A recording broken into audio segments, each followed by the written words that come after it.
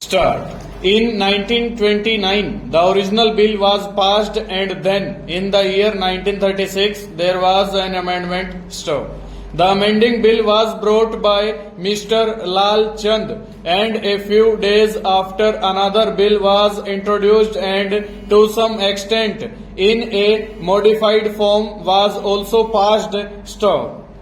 The credit went to my honorable and old friend Mr. B. Das Stowe. The real remedy then, it was pointed out, was not to make the offence cognizable, but provision should be made that a marriage in breach of provisions of that act would be considered invalid, null and void. That was a radical remedy. It was there pointed out that was a radical remedy, no doubt, but not a promising remedy, and in the long run, the consequences that would follow would be disastrous. The object of the social reformer would be frustrated.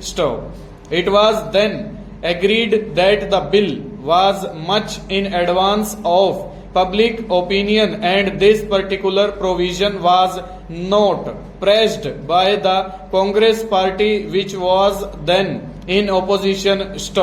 But certain other matters were taken into consideration, and one of them was that in the original bill provision was made that if the marriage in contravention of the particular provisions of that act was celebrated in British India, then only it was an offence. By the subsequent amendment, the jurisdiction became extra-territorial in the sense that if the marriage against the provisions of this act was celebrated in any territory outside British India, it was also considered as an offence. From stage to stage, amendments have been effected, always with a view to seeing that we are not considerably in advance of public opinion. The present position, sir, is this. So far as the educated and upper classes are concerned, the problem is not of age of marriage, the problem is of marriage itself.